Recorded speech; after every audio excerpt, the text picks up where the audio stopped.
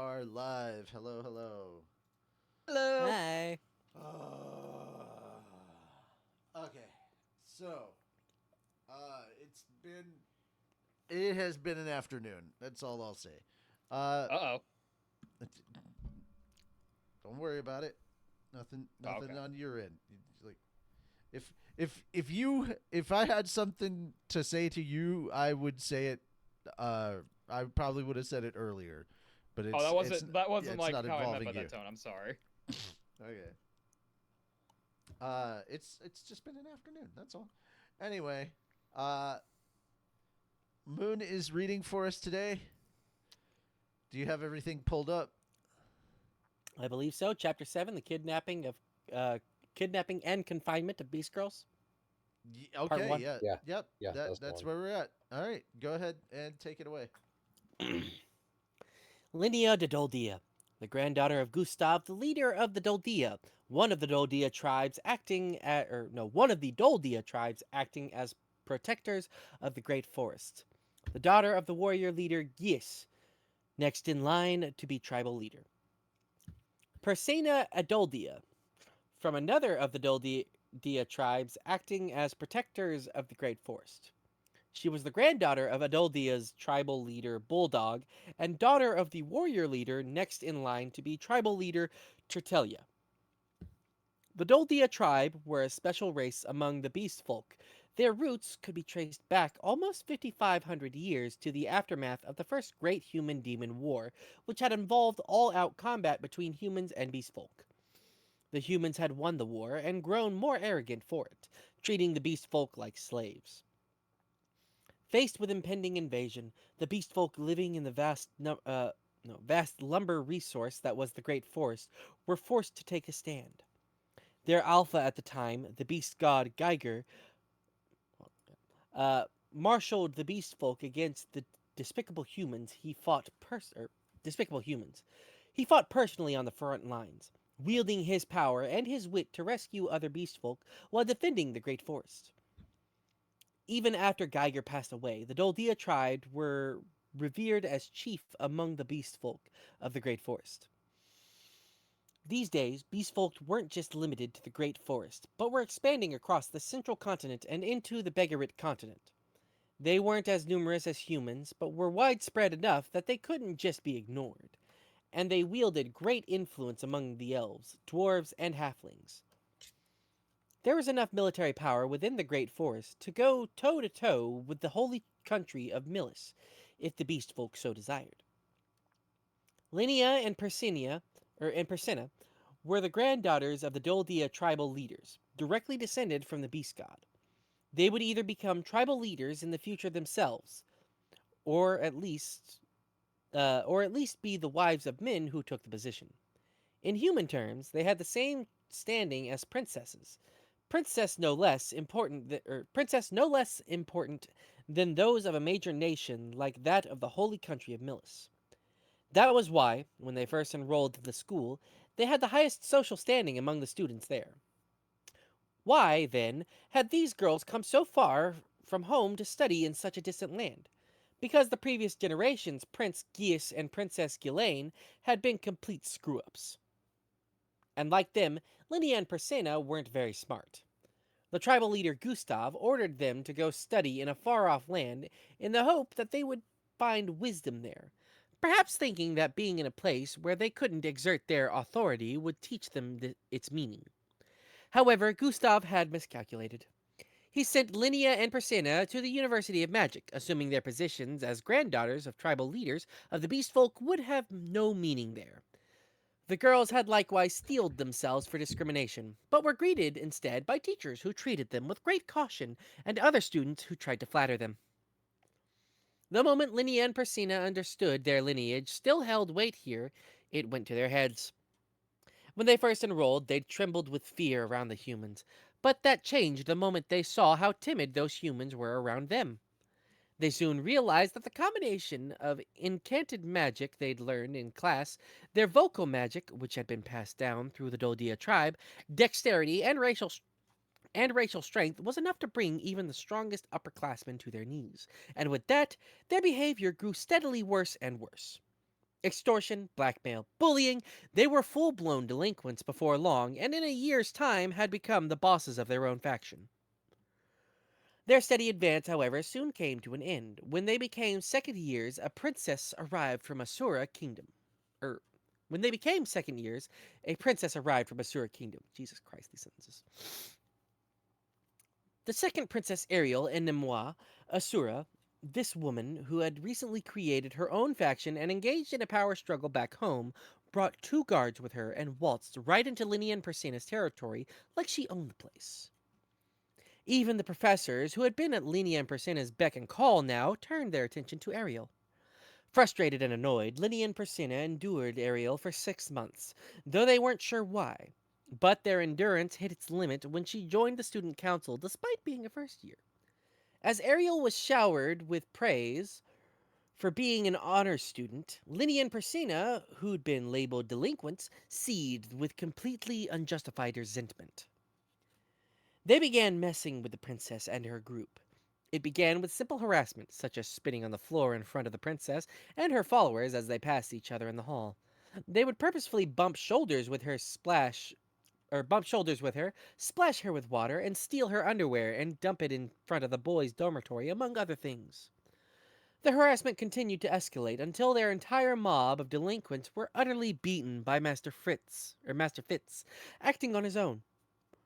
Rumor had it that the showdown had been a trap laid by Ariel, which didn't change the fact that Master Fitz had defeated almost 20 opponents by himself.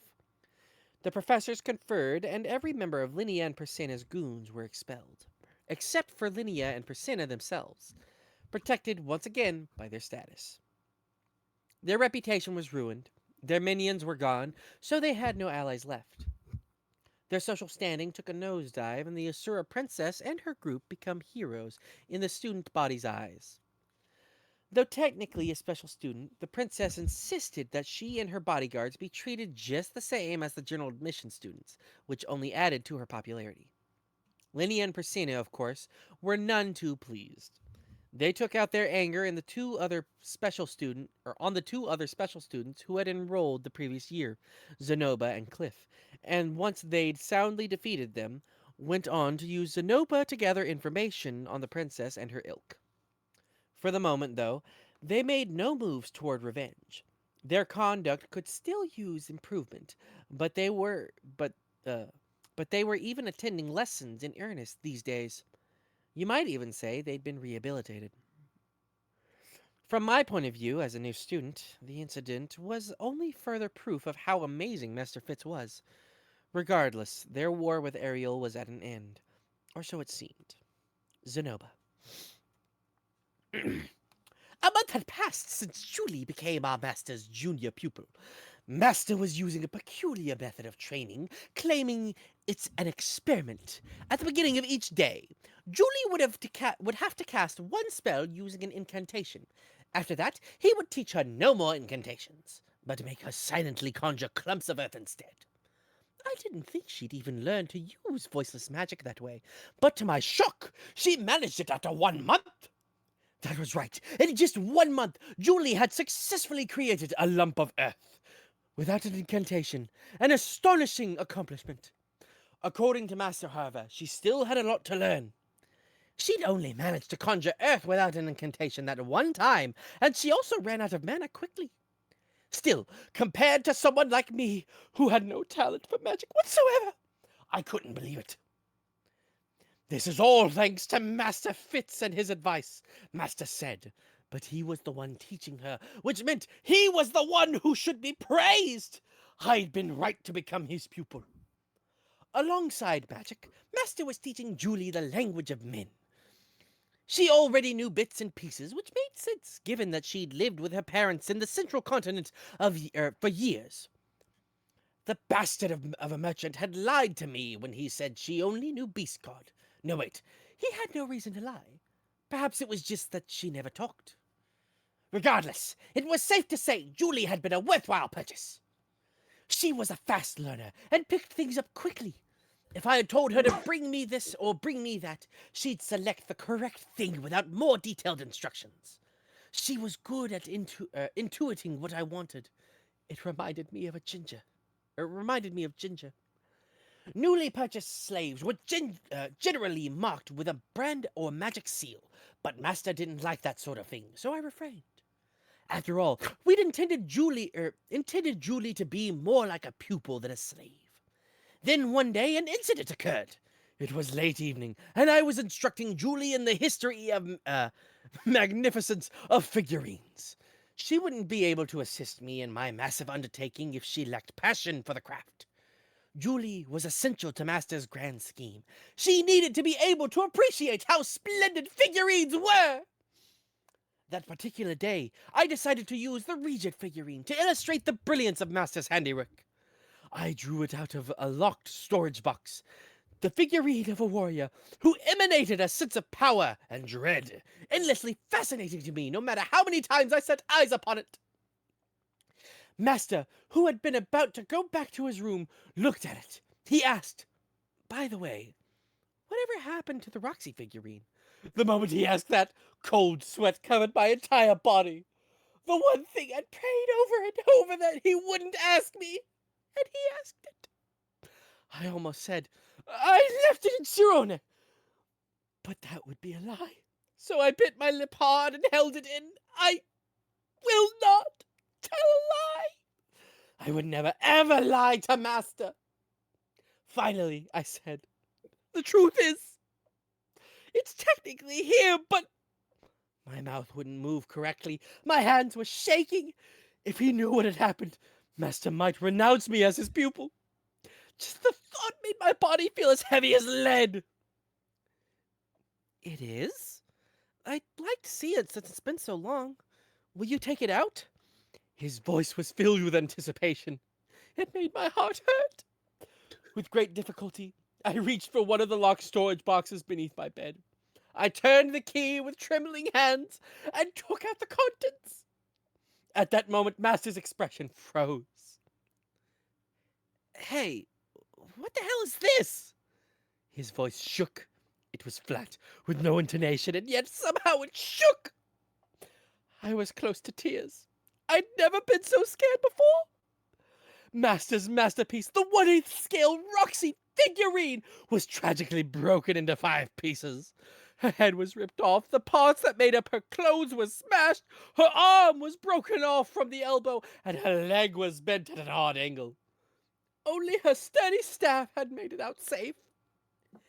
"Explain this, Sonoba. Come on! Just what the hell is this, huh?" Master was angry. Master, who normally spoke in carefully modulated tones, using dispassionately polite speech, was tripping over his words. "Didn't I tell you how grateful I was to my teacher? How much I respect her? Didn't you understand how much I poured those feelings for her into this figurine when I made it?" It was clear that Master was truly furious.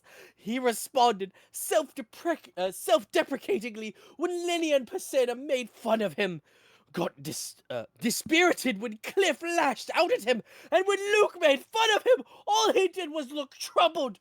But the same man, my Master, was now overflowing with murderous intent. Terrified, Julie hid behind me. I wanted to hide too. "Don't tell me.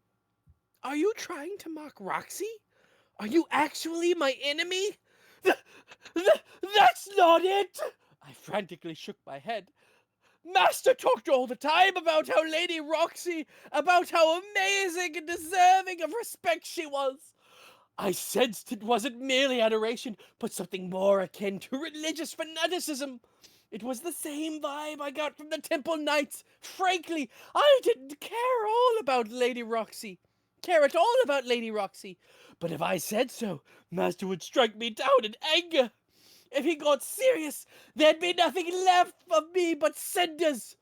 I had the supernatural strength of a blessed child, but my body wasn't that resistant to magic." That's not it at all," I stammered. "This is my most precious possession, the one I wagered when I dueled Linny and Pesena. After I lost that duel, it was tragically destroyed when they trampled it with their feet. But I absolutely did not do anything to mock Lady Roxy." "Duel, you say?" I told him the rest of the story, speaking the truth with sincerity. 1 year ago, Lydia and Pacena had challenged me to a duel. The loser would offer up the thing most precious to them, which, for me, was my Roxy figurine. I had no doubt I would win, given that I was a blessed child and had never once been defeated while I was in Chiron. Even if they used advanced tier magic on me, I was prepared to soldier through it and swing my clenched fists at them. But the two of them used some strange magic on me. They paralyzed me. Then, as I was unable to move, finished me off. I sobbed and sobbed as I handed over my figurine. It had to be done, though. I'd lost after all. It was my own fault. I'd had such a wondrous item taken from me. Anyone who saw it would have wanted it. But somehow, if you can believe it, those two had no appreciation for the item's value. They said things like, "What the heck is this?" and "Creepy, Mew," before dropping it on the floor and stomping on it, breaking it into pieces. Once I'd explained it all, Master's murderous intent subsided. So that's what happened. I understand. He patted me on the shoulder. He understood. With that thought, I lifted my head, only to squeak pathetically. The killing intent emanating from him hadn't subsided at all. There was now something even more sinister about the expression on Master's face. You should have told me right away.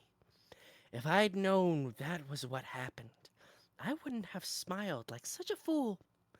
His words sounded almost gentle, but I couldn't see right through them. Master didn't talk that much about figurines. Lately, I had even found myself thinking he didn't love them that much. I was wrong. The feelings hidden within my master's heart burned fiercer than anyone else's. Let's teach those girls a lesson. Linnea and Pacina were going to die tonight. I was certain of that. I trembled with what I thought at first was fear, but soon realized was joy. Yes, Master! With this powerful ally at my side, I could finally exact revenge for my destroyed figurine! Okay, finally I can be quiet. Jesus Christ.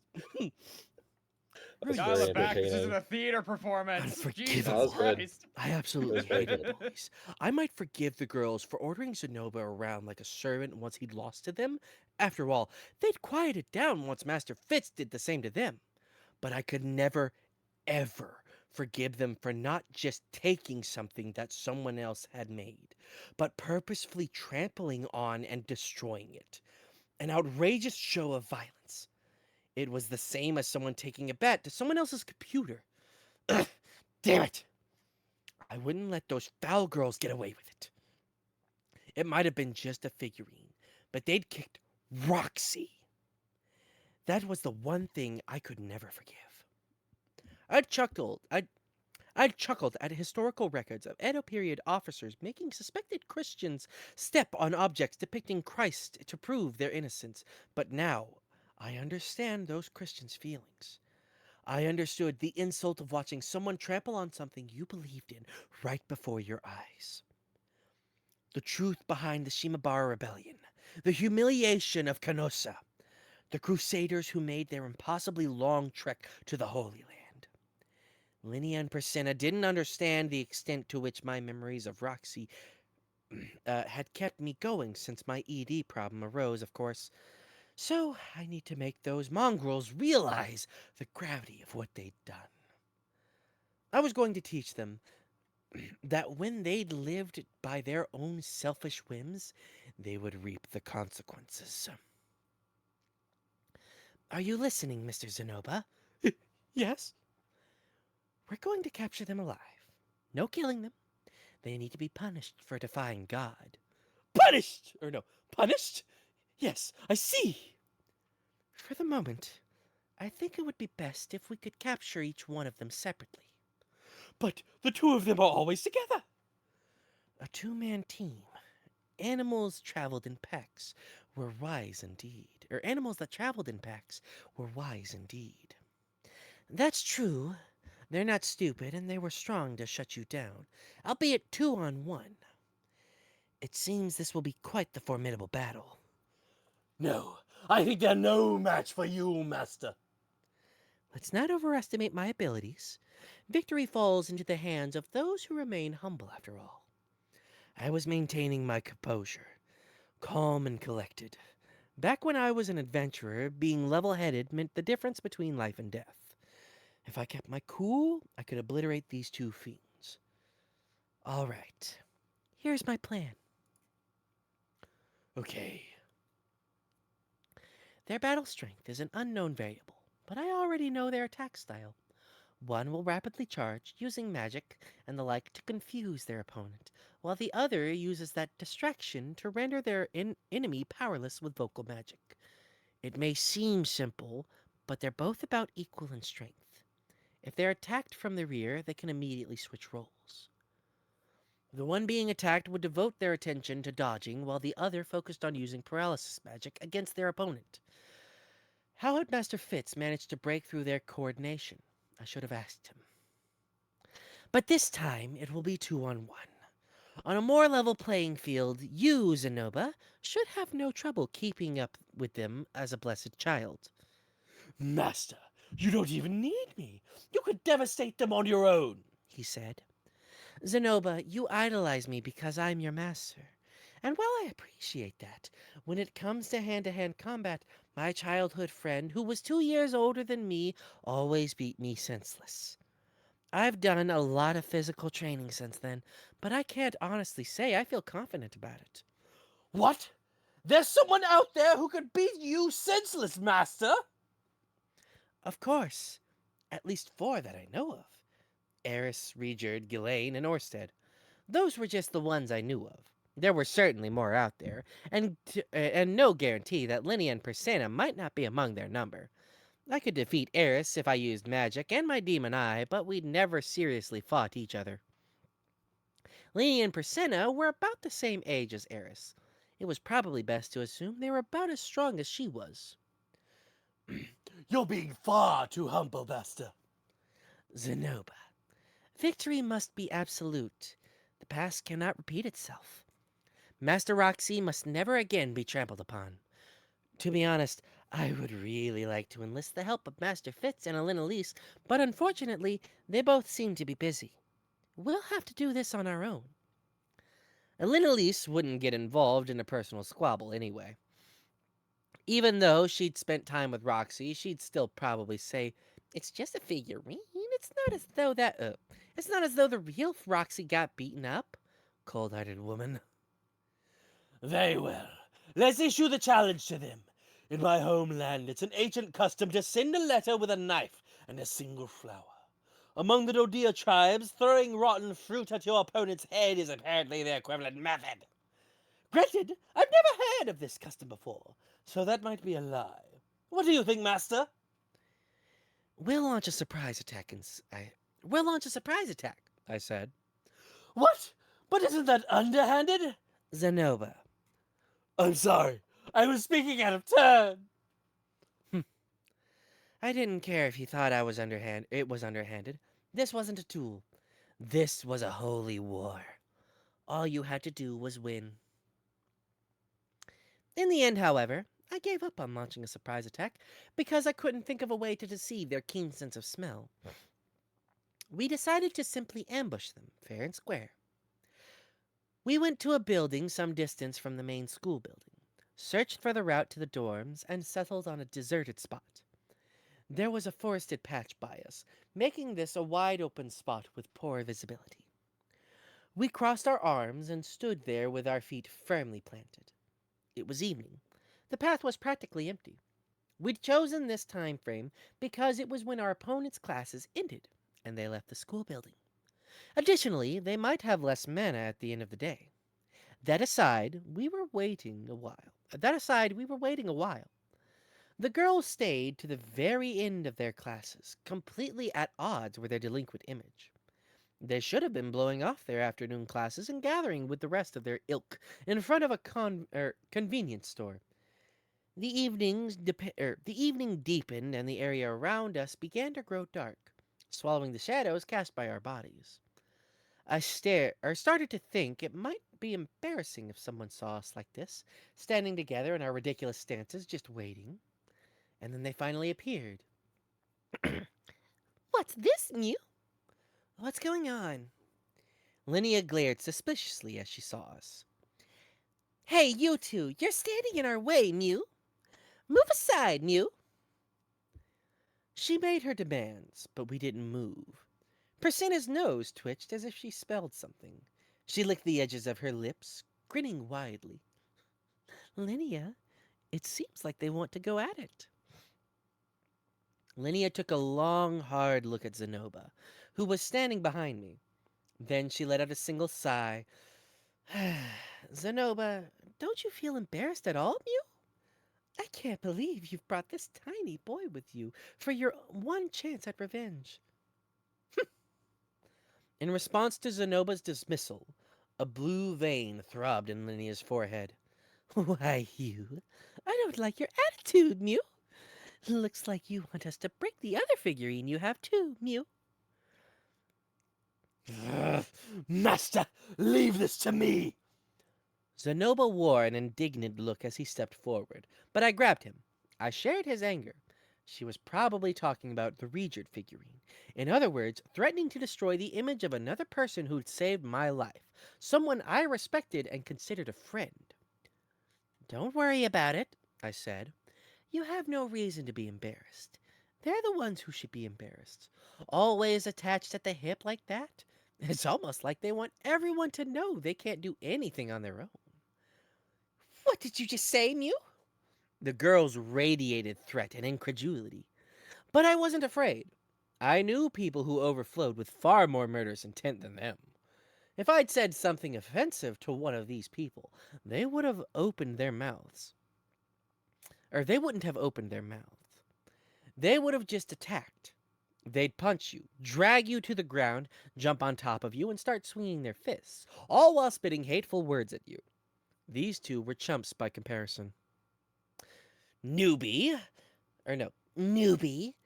Stop acting so full of yourself, Mew. I'll be nice and let this slide, since you're an acquaintance of my grandfather, but keep yapping like that and I'll destroy you.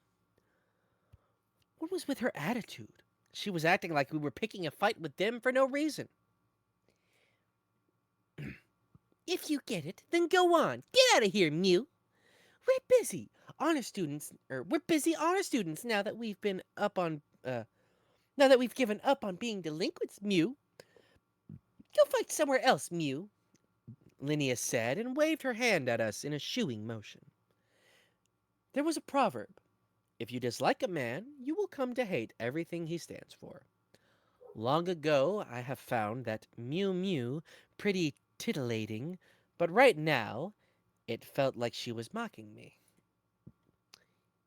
Mew, Mew, Mew, I'm sick of hearing it. Are you incapable of normal human speech? The beast folk I'm acquainted with could all converse properly. You aren't a baby anymore, so stop talking like one. Mew? Linnea's mouth flew wide open. Then her pupils rapidly narrowed. An angry breath exited her lungs, and her tail stood up, straight and rigid. You bastard! I'll strip you naked and throw water on you, Mew! I'd had that done to me before. What a pathetic excuse for a threat. In fact, it just sounded stupid when she said it. Linnea always loses her temper right away. Fuck. Persina mumbled to herself as she bared her fangs and put her hand to her mouth. I flashed back to the time that Gustav did the same thing and rendered me powerless. She was about to use vocal magic. Fwah! As if called into action by Persina's movements, Linnea kicked off from the ground. There was a resounding boom as she leaped to the left and disappeared. Linnea will move 3 steps to the side and then suddenly change course and attack. She was fast, but I'd already activated my Eye of Foresight. Zenoba, you take care of Persina.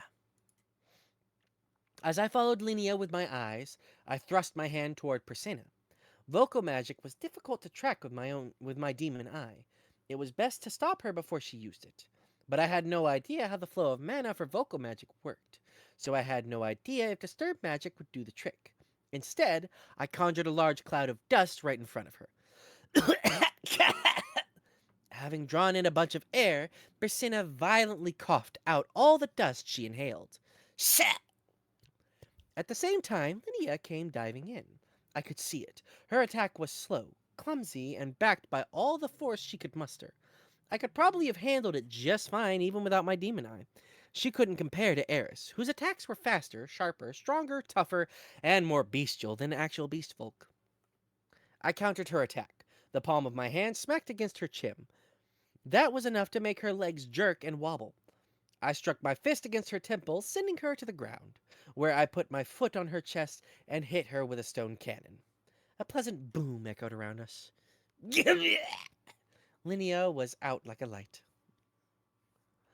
I lifted my foot off her body, now splayed like a frog on the ground.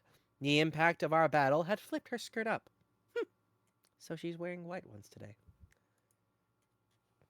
Eyes on the prize, boy, not that one. I turned my gaze towards Zenoba and Persena. We had planned for him to go after the rear attacker, the one that would use vocal magic, and he was doing just as I'd instructed. Persena was fleeing on all fours, and she was fast. Actually, no. Zenoba was just slow. What was grappling his only skill? What? Was grappling his only skill? He really needed to work on his running speed. I conjured a quagmire in front of Persena. Her feet were suddenly sucked into the mud, and she face planted into it. At the same time, I used my magic to harden the sludge. What? What is this? Persena panicked, trying to pull her body out of the solid earth. I used my left hand to aim a stone cannon at her. Yeah! There was another satisfying boom, and Persena fainted. It was over. Phew. Okay, come over here. Once we gave the signal, Julie, who was hiding in a nearby bush, jogged over to us, carrying a large, gunny sack. She and Zenoba worked together to quickly stuff the two beast girls inside. What an unsatisfying sight. Was that really all there was to it?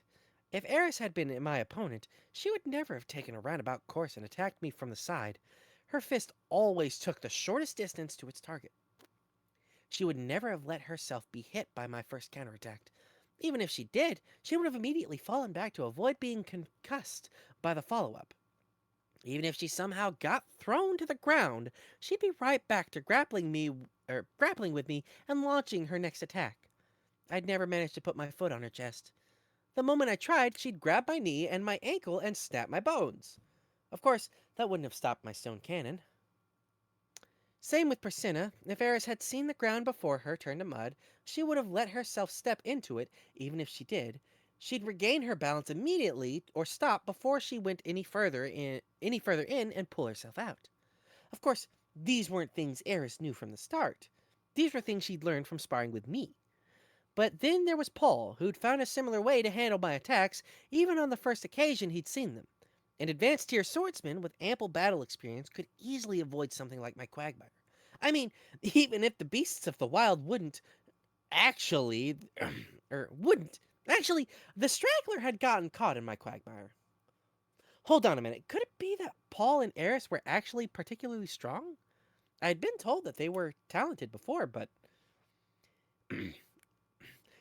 Impressive as always, Master! You didn't even need me! Zenoba returned, carrying the gunny sack. I turned to look at him. I'm surprised as well. You're being humble again. Come now, let's return to your room. Okay. We traveled down the unlit path, careful to not be seen. Julie, watch your steps. I am. For some reason, I got the impression that there was fear lurking in Julie's eyes as she looked at me. Chapter 8. The Kidnapping and Confinement of Beast Girls, Part 2. Let me get some water real quick. Hold on. Sorry. Yeah. Oh, the fuck. reason why you need that is probably because of Zenova alone. We returned to my room. Before us were two beast girls in uniforms, one with cat ears, the other with dog ears. Their hands were bound behind their backs with cuffs made of earth magic, and gags were stuffed in their mouths. Sonoba and I both sat in chairs, waiting for them to wake up. What, you ask? Wasn't I going to take the opportunity to do something while they were out? Don't be a fool. I was a gentleman. Ha! Bruh. The two of them woke. They realized the situation they were in at once and started groaning noisily. Good morning, I said quietly before standing up, looking down at both of them. They twisted their bodies and looked up at me. There was concern in their gaze, but they were still glaring at me. Mm, a groan of resistance. They clearly didn't understand the situation they were in. Now then, where should we start this conversation? I put my hand on my chin as I regarded them both. Their skirts had flipped up from all the twisting around they were doing, exposing their tender-looking thighs. Truly a sight to behold. Mm. Priscilla realized what I was looking at. She wiggled her nose, stiffing, and her expression turned to one of unease. Her sense of smell told her what it was I was looking at and thinking about. In contrast, Linnea seemed clueless, still glaring me down and huffing at me. It seemed Priscilla had the better nose. In all actuality, given the illness that plagued me, there should have been almost no scent of arousal coming from me. It was then that I suddenly thought of something. I had two high school girls with animal ears bound before me, their clothes disheveled, completely unable to move. It was insanely stimulating. Perhaps it could cure my condition? I'd heard Asura's noblemen were prone to perverted fetishes. It was possible that losing my virginity had awakened something similar in me. I certainly hadn't had anything against this kind of thing in my previous life, though it wasn't what I would have called the fetish either. My mind made up, I decided to test it out. I wiggled my fingers as I reached toward the enormous mountain range on Priscilla's chest. She snapped her eyes tightly shut, a terrible look on her face, like she was being tortured, like I was doing something horrifyingly cruel to her. You know, there are women out there in the world that do the same thing to men's chest without showing any restraint, I thought. That aside, her breasts felt amazing in my hands. They really were huge after all. But I only felt a faint sense of arousal. No cries of joy from my little man, no signs that he might be awakening from his long slumber. After thinking for a moment, she blurted out, I'm pretty sure we haven't done anything to you. Oh, so you've done nothing to me, huh? I purposefully repeated her words, snapping my fingers. Zenoba timidly carried over a box. Once opened, it revealed the tragically fragmented Roxy figurine. Aren't you two the ones who did this? What about that creepy figurine? Creepy, I repeated her words again. Was she calling Roxy creepy? The Roxy that I'd poured such care into? The one that sold instantly because it was such a masterpiece that was creepy? Yes, it is. No, calm down. Let's be cool about this. Deep breaths. Breathe in and out. Breathe in and out. This is a symbol of my god. Your god? That's right. I was able to go out and discover the world because she saved me. I moved to the edge of my room as I spoke. There sat my altar, the altar that was the first thing I'd set up when I came to this room. Giggity. I opened its twin doors and let them see the interior. What's that? Master, is that? They were both struck by the divinity of the object of worship that was enshrined within. Even Zenoba shrank back, and Julie grabbed the hem of his shirt, looking like she was about to cry. That figurine was created in the image of my god, and the two of you kicked it, trampled it, and shattered it into pieces. Linnea and Priscilla widened their eyes, looking back and forth between my face and the altar, then slowly to Zenoba and Julie before finally turning back toward me again. Their faces had gone absolutely pale. And by pale, I mean blue. Blue like a computer blue screening. But at least it seemed they understood what they'd done now. Now, do you have some way of justifying your actions? Priscilla took a few seconds to think over my question. Then she said, You've misunderstood. The one who stepped on it was Linnea. I told her to knock it off. Instead of apologizing, she made excuses. Very well, then. This seemed like it'd make for an interesting spectacle, so I removed Linea's gag. When I did, the two of them started screeching at each other in shrill voices. Priscilla's the one who said, "You don't need something like this. It's creepy, Mew." "But you're the one who stepped on it. My foot slipped, Mew. Besides, you also kicked it up in the air at the end, Mew. You giggled when you saw Zenoba searching for the fragments all the way into the night, Mew." So he'd searched for the fragments all night. Some of them, like the shattered ankle, as small on were as small as the tip of my little finger. Zenoba, my pupil, my affection for him increased threefold. He was headed straight down my romance route. Way to go, Zenoba. Anyway, back to business. Shut up! You are both equally responsible. First, I put an end to their disgraceful attempts to throw each other under the bus. Then I declared judgment. Heretics must be punished. That said, my religion is newly established, so I haven't yet decided on the punishment in these cases. How would such a crime be punished in your village? If you do something weird to us, my father and grandfather will have your head, Mew. They're the two strongest warriors in the Great Forest, so, Linnea paused, seeming to remember that I knew Gis and Gustav, too. This made me remember my punishment back in the Great Forest. Mr. Gis? Ah, yes, I remember. He wrongfully accused me of doing something reprehensible to the sacred beast. So he had me stripped naked, had freezing cold water poured on me, then left me inside a cell for 7 days. Right then. Why don't we do the same thing to you two? Just to be clear, I wasn't holding a grudge over that stuff at all. I'd been a bit peeved about it at the time, but it had been an overall enjoyable experience in the end. Despite the circumstances, not that Linny and Priscilla knew that. They were speechless, their faces turning ghostly white. Apparently that method of punishment was considered a horrific form of torture to the beast folk. No! We'll do whatever you want, so anything but that, please, Mew! You can do whatever you want to Linnea, so at least have mercy on me. What she said, Mew! You can do whatever you want to me! What a farce. They both showed no signs of remorse, particularly the mutt. You Doldia were cruel in your punishment when it came to your beloved sacred beast, you know. Granted, they did apologize once they realized I'd been wrongly accused, but in this case, the two of you are definitely guilty. Please, forgive us! We didn't know that the figurine was so important. I'm sure you didn't, I agreed. And we won't do it ever again. As if I'd ever let it happen a second time. You could never get back something that had been destroyed.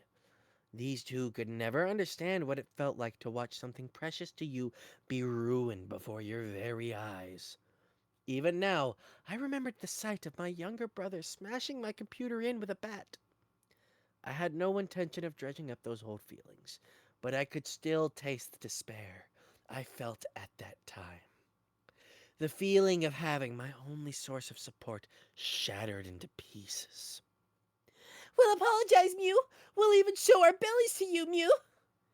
That's right. It's embarrassing. Or no, that's right. It's embarrassing, but I'll do it. Show me their bellies?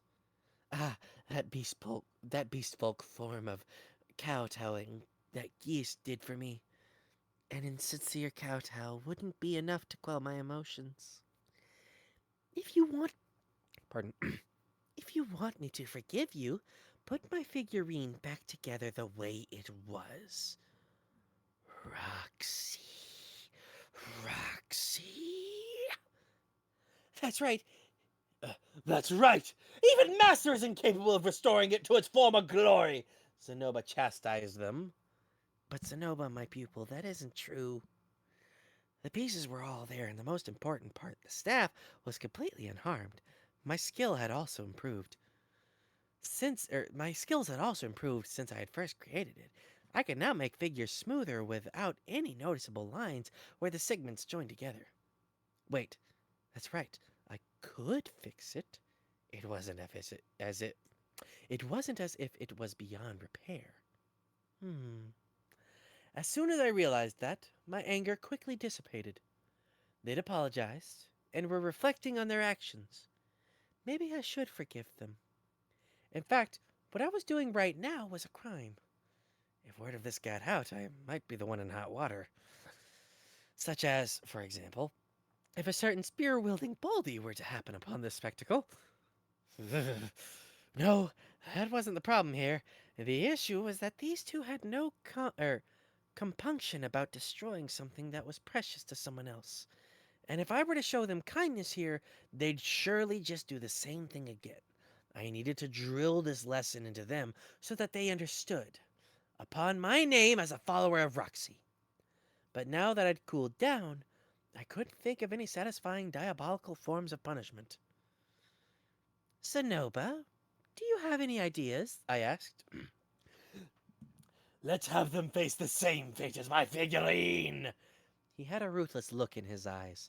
It seemed his heart was still full of anger, which made sense. He'd witnessed the crime.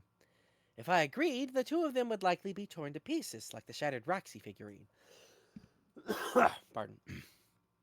Zenoba would violently rip them apart with his hands. He'd become the tyrant's Splatinus. He'd do it. This man would definitely do it. The head-ripping prince was still alive and well. No, killing them would be going overboard. I don't like murder.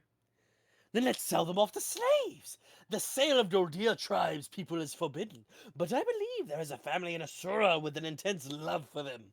Someone would surely pay handsomely for slaves like that, even if it meant breaking the treaty. Now he wanted to start a war with the beast folk? This was going a bit too far. That might be difficult, considering the family you mentioned is on the brink of destruction right now, I said. On that note, I wondered how the Boreas family was currently doing.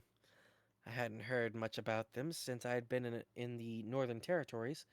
They were in a bad position. It seemed only a matter of time before the whole family was wiped out. Listen to me, Zenoba. Jokes aside, they are princesses. We need to choose something with a low impact, or we'll suffer the consequences later. You never cease to amaze me, Master. Even as angry as you are, you still have the mind to think of self-preservation. What to do with them? I wouldn't feel satisfied just releasing them as is. In fact, it might be better to just keep them like this forever, or as a feast for the eyes. They weren't really my type, but they were still beautiful women. No. I might have already gotten myself into trouble by kidnapping them in the first place. I couldn't hold them here for long. I could restore the figurine, and they did seem to be reflecting on their actions. I wanted to do something to bring this incident to a satisfying end, but... And that's what happened. Unsure of what to do, I had turned to Master Fitz. As had become a habit of mine lately, he had an answer for just about anything I brought to him. Oh, wait, just a second. So they're being held in your room right now? Yes, they are. Don't be alarmed, though. I've already informed their teachers that they won't be attending classes today. So you're saying you captured them and, confined them with Zenoba's help? That sounded about right. I'd imprisoned two animal-eared beauties. It sounded like something I'd have put on my bucket list in my previous life. Granted, it would have been for what came after the confinement, but that was something I was unable to accomplish in my current state. Rudius, since you imprisoned them, did you... Master Fitz's face was bright red as he looked at me, eyes filled with disapproval. Oh no. It seemed he'd misunderstood. No, I haven't done anything perverted to them. Really? Master Fitz asked. The worst I did was grope their chests, I assured. So you did touch their chests? I wanted to test something. Huh? So you didn't touch them for other reasons? Other reasons? He was probably asking whether I'd touched them with sexual intent. I suppose you could say that I had, broadly speaking, but from my perspective, it was really an attempt to treat my condition. Just a single experiment. No, it wasn't for other reasons. Master Fitz's expression relaxed slightly. All right then, but there is one problem. Despite how they behave, they are still descendants of tribal leaders. Don't worry, I'm acquainted with the tribal chief and warrior leader. What? Seriously? Yes. So if I tell them I knocked the girls down a peg because they were slacking off at school, I'm sure they'll understand. Just how did you get to know the tribal chief? The Doldir are so aloof toward other races. It's exceedingly rare to ever meet someone like the tribal chief.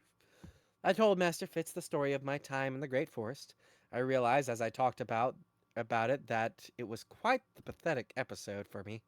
I tried to rescue children only to be captured, then spent every day since my release playing with a dog and creating figurines. Wow, you really are amazing, Rudius. It was a pitiful story, and yet Master Fitz let out a breath of astonishment as I finished. What part was he impressed by? For the sacred beast to take such a liking to you. That's amazing. Oh, that part. Now that I thought about it, why had the sacred beast come to see me all the time? Surely it wasn't just because it liked me. I suppose even a mutt can tell when someone is their savior. You better not use that word in front of the beast folk, Master Fitz warned. Of course not. I'd be furious if someone mocked Roxy in front of me by calling her a disgusting demon, after all. I knew some lines shouldn't be crossed. Mutt was a term of endearment between the sacred beast and I, not a term of condescension. That aside, I could use your wisdom on this matter. How can I teach them a lesson without incurring resentment or revenge down the line? That's a difficult question, Master Fitz hummed in thought. I do agree that ganging up on someone, then destroying their belongings is unforgivable. I thought he might tell me just to release them both, but his anger seemed to be stoked by the fact that they targeted someone he knew. Considering his actions in the slave market, Master Fitz might be a person with a strong sense of justice. Okay, I have a good idea. Or no, my bad. Okay, I have a good idea, he'd said. A line like that was usually asking for bad luck in fiction, but, oh well. Master Fitz and I set off together toward my room. An acrid smell drifted through the air in my room. The floor was damp, the room stank, and Linnea and Priscilla were limp with exhaustion. Perhaps I should have let them use the bathroom. They both looked uncomfortable, so I used magic to clear up the mess and opened the window to let in fresh air. I stripped them of their soiled skirts and underwear and wiped them down. Their clothes went in the laundry. Hey, they weren't completely naked. That was enough. I glanced at both of their faces to find that each had a look of complete surrender. You can be violent with us if you want, Mew, but even if you're going to keep us in your room, at least unbind us, Mew. It's painful not being able to move at all, Mew. Please, we promise we won't run, Mew. Being tied up for almost 24 hours must have been hard for cat-type beast folk. At least let us eat something. We'll be good. I won't howl at night. I won't bite you either. I want some meat. I'm so hungry. Apparently, Priscilla was the gluttonous type. Now that I thought about it, she'd been chowing down on some meat back when we first met. Still, I couldn't believe they'd both given up after just one day. Must be the lack of food. People were weak in the face of hunger, after all. I released them both, and they knelt in front of me, an extremely arousing sight, given they weren't wearing anything on their lower halves. My lips curled in delight at the sight, but of course my crotch didn't show the same interest. Rudius, Master Fitz cautioned. He was nearby, washing their skirts and underwear. Oh, right. It looks like you're both remorseful, so I'm considering forgiving you. I know that probably doesn't do much to alleviate whatever emotions you're feeling right now. It's rough not being able to move for a whole day. You must have been scared stiff, stuck in a dorm full of sex-hungry men. That's right, Mew. Every time I heard footsteps, I thought it was the end. Actually, as far as I knew, there weren't any such men here. It was like the dorm residents were being confined within these walls.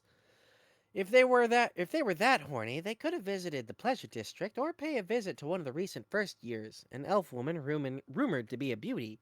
Perhaps Linny and Priscilla feared danger because of the resentment they'd provoked in other students. Then again, there were quite a few people who, if they found two girls tied up, would just carry them off to the slave market. We'll do what you say from now on, Mew. We'll be your followers, Mew. Please forgive us, Priscilla added. It seemed they'd given a lot of thought to their actions. You don't have to be my followers, but the one thing I won't tolerate is making fun of Roxy. They both paled and nodded quickly. Of course not, Mew! If you mock someone else's god, you deserve to die, Mew! I remembered being chased by those temple knights. It was terrifying. No. I remember being chased by those temple knights. It was terrifying, Priscilla said. My aunt is a member of the temple knight. My aunt is a member of the temple knights, actually. As I said that, the two girls turned an even ghastlier shade of white. Connections sure were a valuable currency in this world. When Fitz was done, they gladly slipped their clothes back on. Why was it so arousing, I wondered, to watch a girl put her underwear on? For me, personally, it was even more stimulating than watching them take it off. Calm down. Jesus. With the immediate danger gone and their clothes returned, the girls regained some of their usual spirit. Even though I said we'd do whatever you say, whatever you say, anything that might result in a child is off the table, Mew, Linnea told me. I want to date someone properly first, then get married and have children, Mew. Agreed, said Priscilla. But I'll allow you to fill up Linnea's boobs occasionally. Yeah, Mew, occasionally you could... Wait, why me? I cost too much. You can only touch mine if you give me expensive meat. Apparently, despite being delinquents, they had firm stances on their chastity. I should have expected as much, given that they were princesses. That aside, it seemed the meek attitude they'd had up until a moment ago had partly been an act. I hoped they were really reflecting on their actions. Careful, Rudius, Master Fitz warned. Don't let your guard down around them. Mew? Hold on there, Fitz. Don't say stuff like that, Mew. Yeah, Priscilla agreed. The boss is a monster with a few screws loose. If he defeats us again, there's no telling what he'll do to us, Mew. We're not dumb enough to try. Who were they calling a monster? How rude. Though I'd sleep soundly at night if I knew that was what they thought of me. Boss, can we go home now? Priscilla asked, tilting her head slightly. Wait, why was she calling me boss? Not that I minded. I'm hungry. I want to go back to my room and eat my stockpile of jerky. Yeah, we've been here since last night without any food or water, Mew. What the heck? Now they were making me sound like the bad guy. Maybe they still hadn't learned their lesson after all. You haven't learned your lesson, have you? Master Fitz said. Fitz, this has nothing to do with you, Mew. That's right. Fuck off. Master Fitz looked stunned. Both of you sit down, I yelled. Yes, sir. Woof! Master Fitz, I changed my mind. Please do as we discussed. As the two of them sat there, their legs neatly folded before them, I gave Fitz the go-ahead, and he retrieved some items from his pocket. This had been his aforementioned good idea. A bottle full of black paint and a brush. Once it was over, my anger had almost completely dissipated. Fitz will remember this, Mew. Fuck! Linnea and Priscilla had bitter looks on their faces.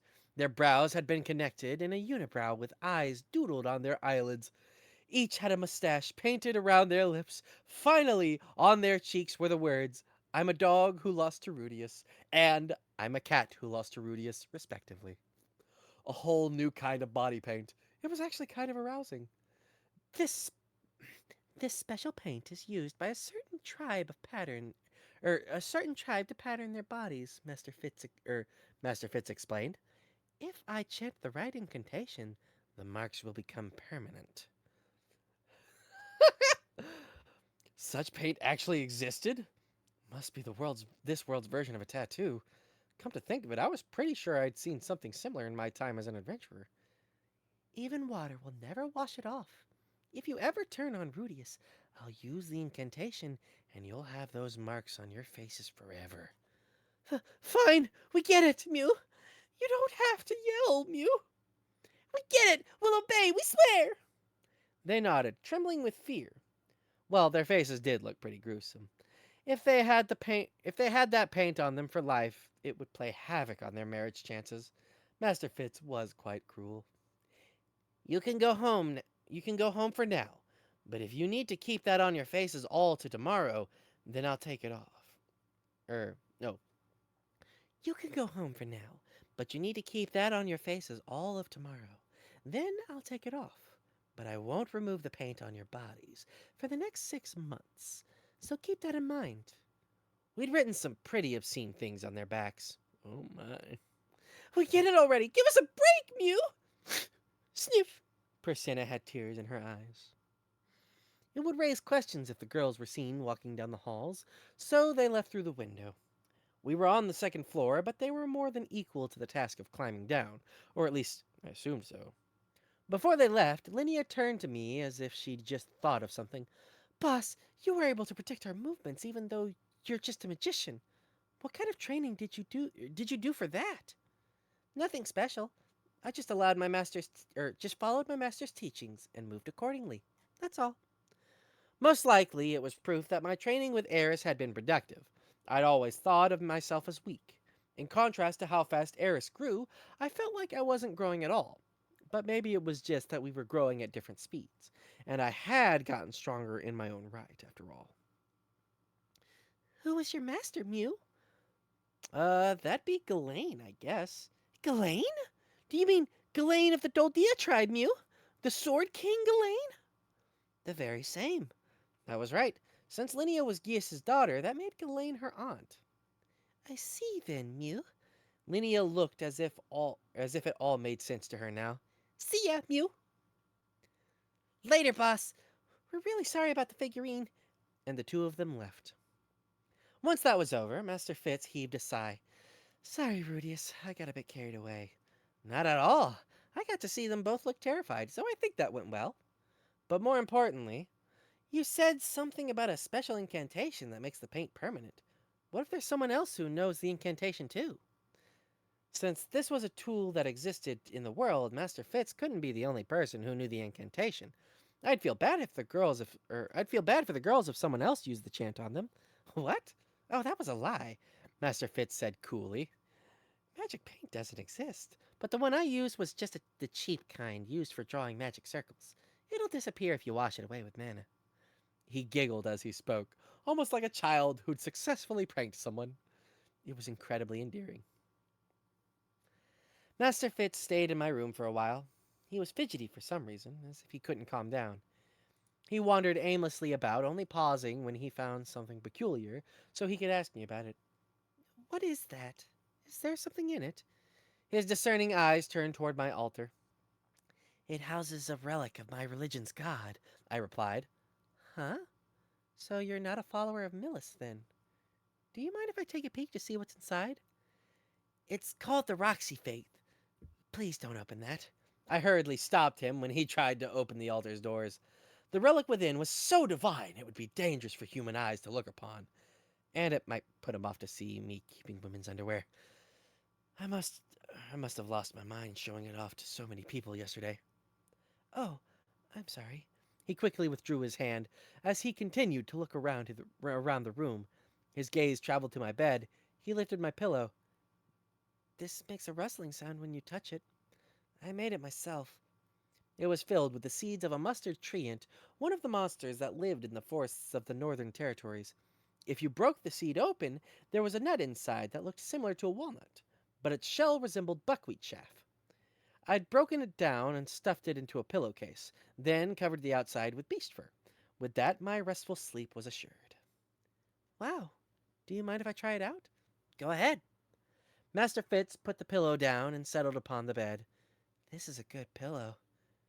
You're the only one who's ever said that. You're the only one who's ever said that. Admittedly, the only other person who tried it out was Alina Lise, who said, I'd prefer a man's arm over a pillow. Fitz kept his sunglasses on even as he lay on the bed. He must be particular about them. I wondered if eventually he'd let me see his face someday. Unless those sunglasses were just a part of him. I wondered, what would happen if I reached out and took them off? No, he'd said there was a reason he kept them on. Maybe he had a complex about his looks, for example. Let's just forget about it, I thought. I didn't want him to hate me. Silence fell between us for a while. Realizing that I was looking at him, Master Fitz lifted himself up. For some reason, I thought that his cheeks looked red, but it was probably just my imagination. Cute. You want to see? My heart rate accelerated the moment he said that. What was this? Did I want to see what? What was it that I thought I wanted to see? See what? It was such a stupid question. His face, of course. The answer was obvious based on context. My face. Yeah, see? His face. Why didn't I think of that first? Like, I was anticipating he'd show me something else. He was a man, so what was I getting excited about seeing? Just what part of him did I want him to show me? We gazed at one another through his sunglasses. I felt like my face was heating up. Maybe my cheeks were getting red, too. I want to see. Okay, he said, placing his fingers on the edge of his frames. But they just stayed there, frozen still. His lips tensed nervously, and his hands seemed to tremble. It had the same vibe as a girl with her fingers hooked on her panties.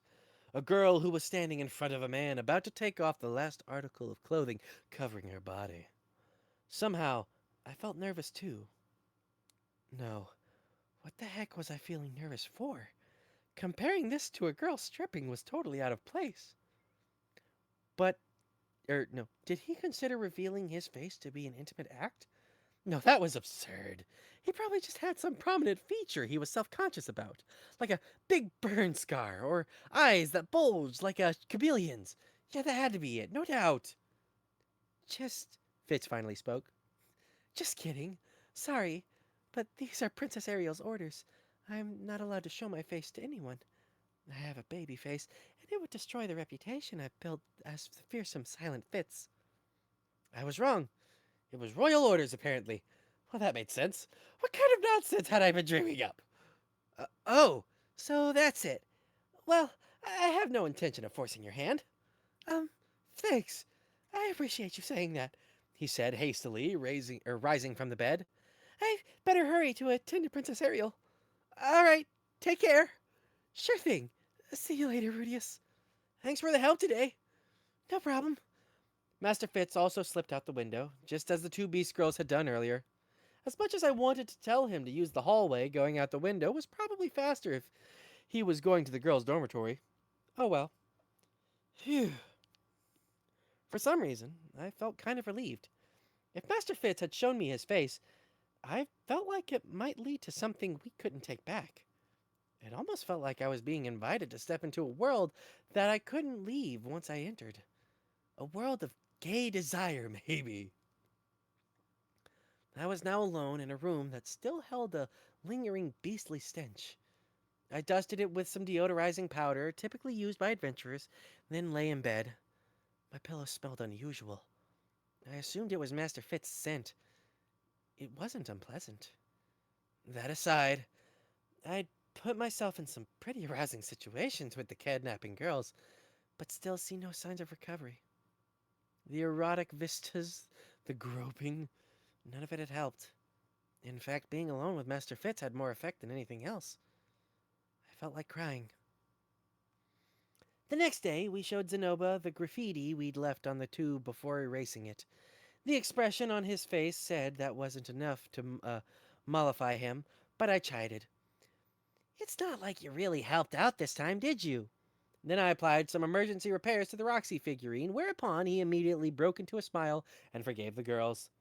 I also apologized to them for keeping them tied up for more than a day, but it's no big deal, Mew. Nothing happened, Mew. We just lost, and he took us back to his room and drew in our faces. That's all, Mew. What she said. Nothing happened. Really, nothing. If that was the version of the story they wanted to tell, so be it. A happy ending for all. If you say so. Interlude. Sylviette, Part 2. I saw Rudy again today, walking down the hall. I'd been spotting him often of late. Just a few months ago, he'd been trudging along alone, but now he was usually accompanied by Zenoba, Julie, Linnea, and Prasenna. Even then, I couldn't talk to him. I was always busy attending to the princess. I wished Rudy would be the one to reach out to me, but he didn't seem to remember who I was. Our eyes had met countless times, but he never showed signs of recognition. He must see me as nothing more than one of the princess's attendants. In the meantime, I had to watch as Rudy and Prasenna left to attend a healing magic class. Why did it have to be Prasenna? Was Rudy into girls like her? Was it his relation to the Notos family that gave him a preference for big breasts? Prasenna's ample bosom could be seen from afar. All beast women were generously endowed, including Linnea, but Prasenna was exceptional. Linnea and Prasenna idolized Rudy, referring to him as boss. They were all special students, which made them closer. Perhaps he and Prasenna were already in a romantic relationship. I couldn't think of any other reason they would be taking a healing class together. No, Rudy was an earnest student. He couldn't be taking the class for academic purposes. But why was Prasenna taking it with him? He might be sitting next to her during class, teaching her things, just like he used to do with me so long ago. They might be sharing the same textbook, leaning in close. Ugh, just the thought made me depressed. What's wrong? I snapped out of it when the princess called out to me. At some point, we'd reached the student council room. We were alone now, not a soul around us. It's nothing. I spoke formally when other people were around, but preferred being more casual when I could. The princess wouldn't reprimand me for it. If you're certain. Just a moment ago, it seemed like you were watching Rudius. The princess smiled. A smile that wasn't fake. A smile that implied she found watching me entertaining. I got a bit huffy. I already said it was nothing. Every time Rudius passes by, you track him with your eyes. Am I not allowed to? No, I never said that, she replied, though her smile clouded over, as if to say, however, I do feel irritated at Rudius for not remembering you. Huh? You've had such strong feelings for him all this time, but it's like he doesn't remember you at all. Well, but, I mean, I haven't told him my name. Who knows? Maybe he doesn't remember me. I'd recognized him the moment I saw him, but he still didn't know who I was. And that simple fact turned me into a coward. The princess stared at me with surprise. You haven't told him your name? No, I haven't told him. Oh, you told me that he didn't remember you. So I just assumed. The princess looked bewildered, glancing over at her knight. The knight had a complex expression on his face.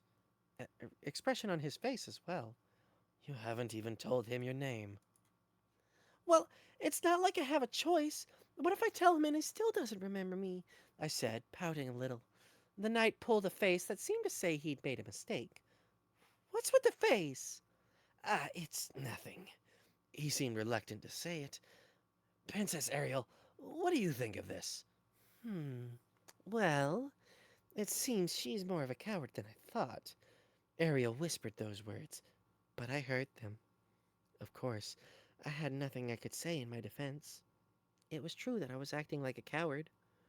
Personally, considering how striking Sylphie's hair color is, I think it's a bit heartless of Rudius to still not recognize her.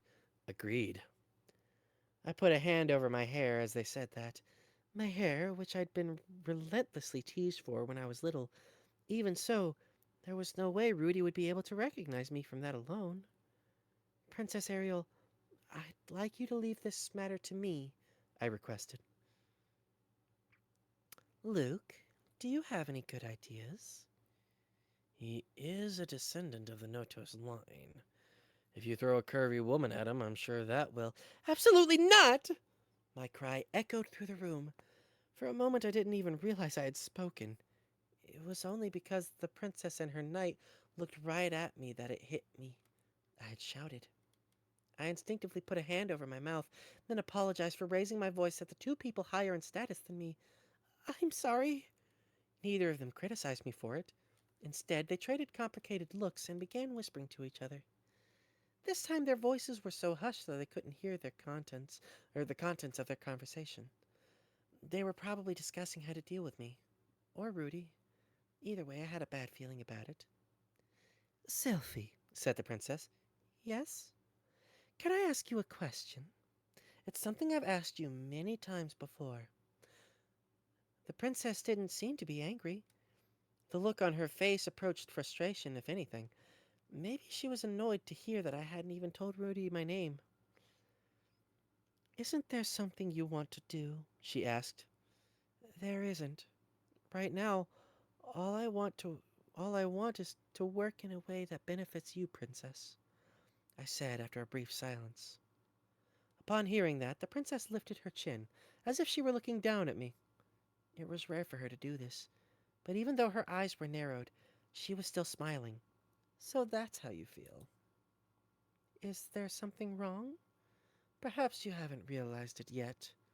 To tell the truth, I knew that she was trying to, or knew what she was trying to say. I knew, but I couldn't answer her honestly. It would be like betraying her if I said, Sylphie. Yes? I meekly looked up at her. When I did, she smiled. Not a fake, doll-like smile, but a relieved one. The kind I only saw once or twice a year. No, not even that often. When had I last seen her smile like that? As I stood there, bewildered, the princess said, I won't rush you on the Rudius matter. I don't mind if you use fits either. Do whatever you like.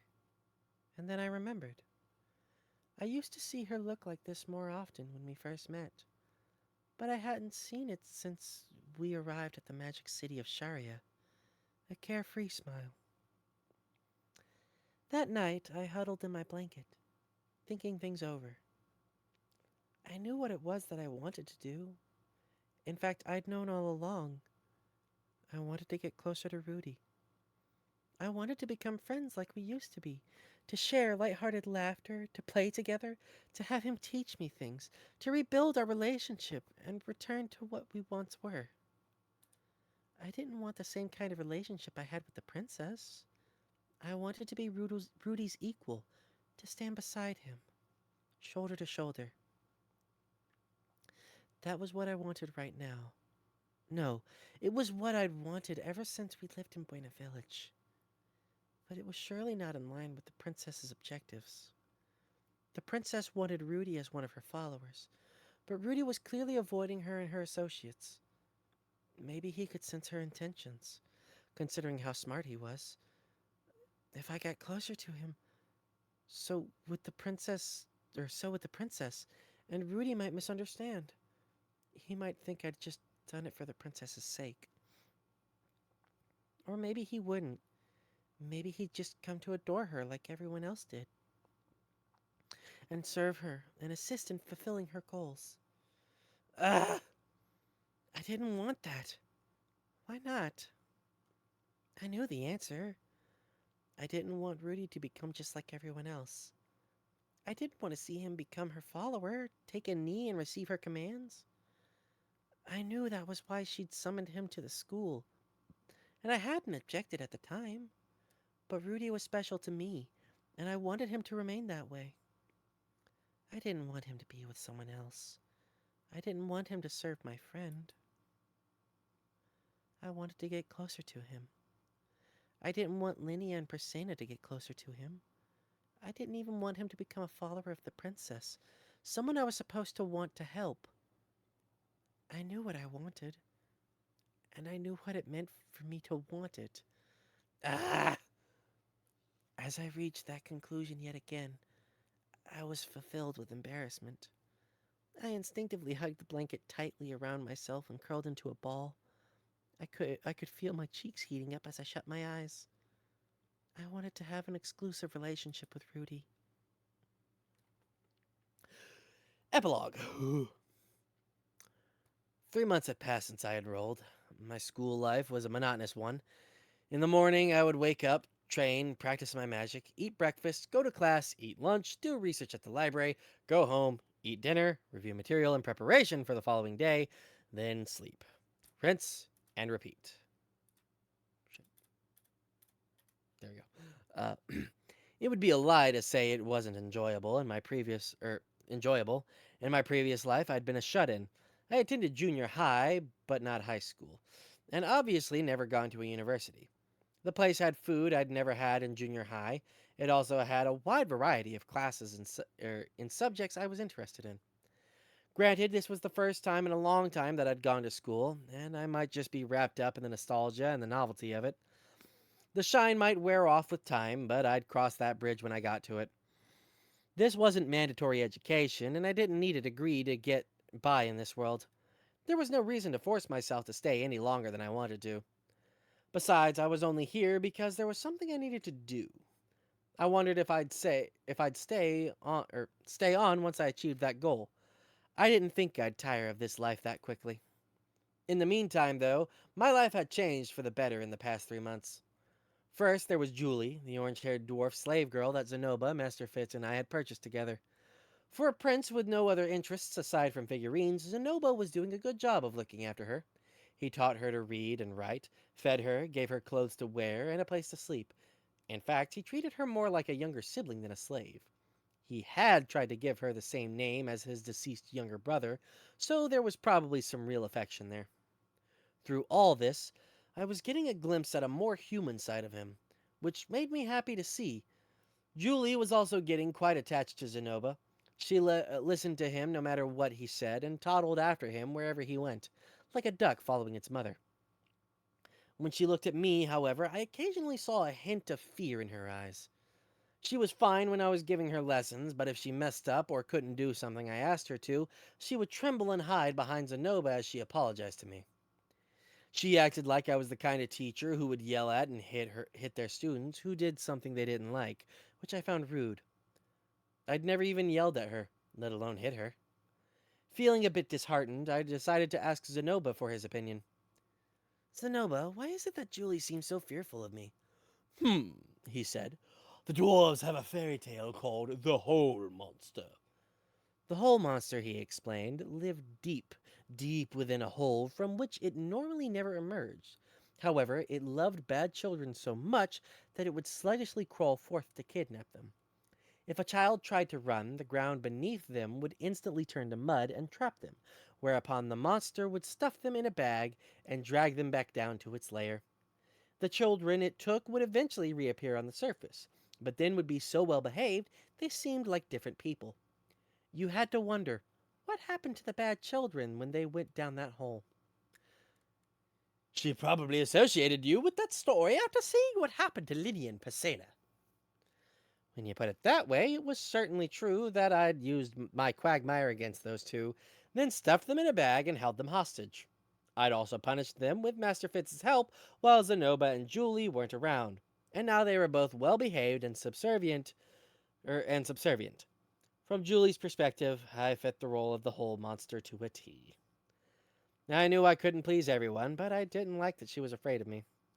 I decided to be extra careful to refrain from scolding her during our lessons. I'd pat her head, compliment her, and give her some candy when she did things right. Wait, no, I didn't want to treat her like a pet either. This was harder than I thought. Linny and Priscilla, meanwhile, had been calling me boss ever since that incident. They weren't carrying my backpack for me or tailing me like underlings everywhere I went, but they would bow in greeting whenever they saw me and move aside to let me pass. Somehow I didn't get the sense they were being respectful. Heya! You're here early again, boss, Mew. Morning. They even casually struck up conversations during homeroom, sitting close by to Zenoba and me. You two sure have been acting more friendly lately, I remarked. Would you prefer us to act more respectful, Mew? We're not too great at acting all formal, though, Mew, so we'd probably trip up if we tried. Our respect is genuine. We respect the strong. Priscilla wagged her tail as she said it. It seemed Linnea was warming up to me, too. While her speech patterns hadn't changed, she did at least seem to feel remorse for her actions. The fact that she didn't appear to be holding a grudge was also a relief. More than anything, it was nice to have young girls around me. They were a sight for sore eyes, particularly compared to Zenoba.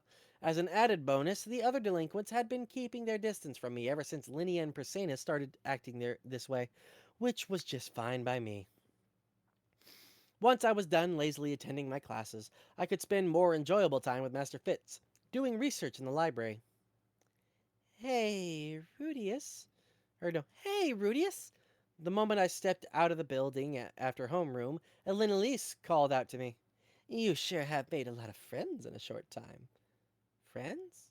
Oh, yeah. There was Zenoba and Master Fitz, of course, but now that she mentioned it, Linnea and Persena were kind of like friends, too. Julie's circumstances were a bit special, but I suppose I could include her, too. That made 5 people in 3 months.